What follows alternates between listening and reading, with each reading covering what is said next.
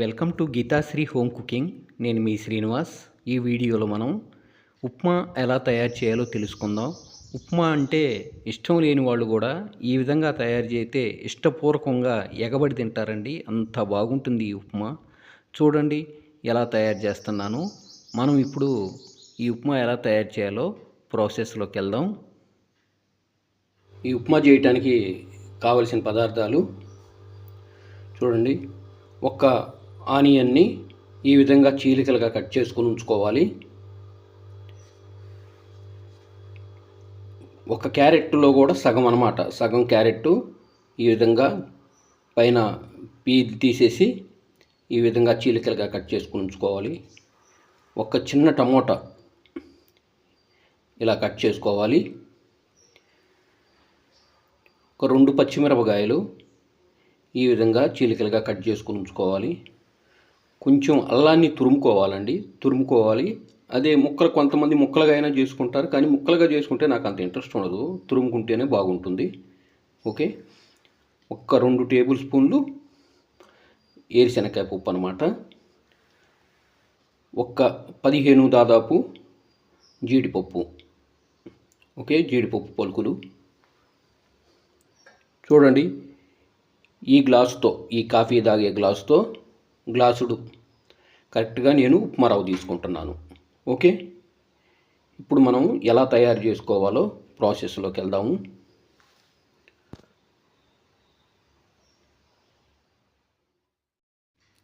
ముందుగా స్టవ్ మీద ఈ బాండీ పెట్టుకొని ఇందులో కొంచెం నెయ్యి వేసుకోవాలండి. కొంచెం సరిపోద్ది. కొంచెం నెయ్యి వేసుకొని ఇందులో మనము ఉప్మా రవ్వని ఇందులో వేసుకొని కొంచెం వేపుకోవాలండి.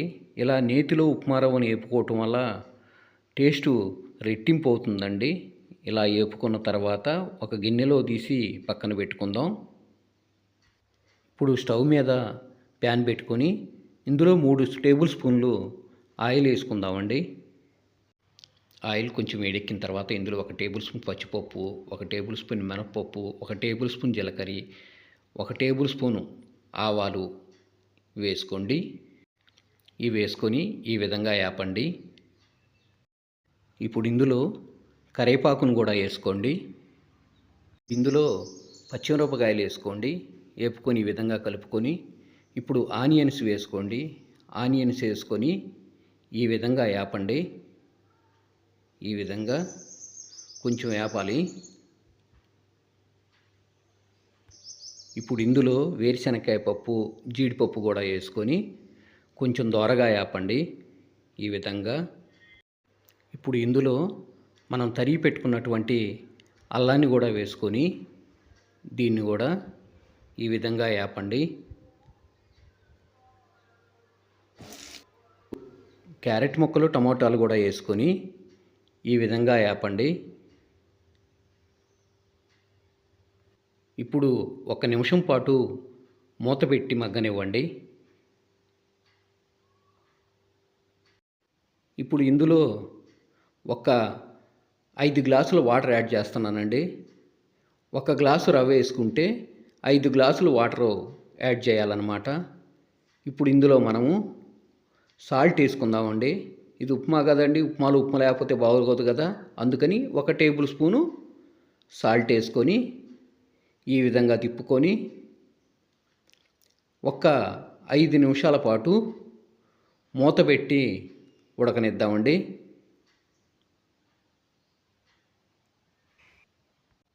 వాటరు ఈ విధంగా మరుగుతున్న టైంలో మనం ముందుగా నేతిలో వేపి పెట్టుకున్నటువంటి ఉప్మా రవ్వని ఇందులో వేసుకొని ఈ విధంగా తిప్పుకుంటూ గడ్డగట్టకుండా చూసుకోవాలండి. చూడండి, ఈ విధంగా తిప్పుకుంటూ గడ్డగట్టకుండా చూసుకోవాలి.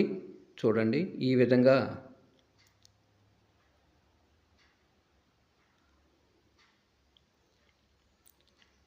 చూడండి.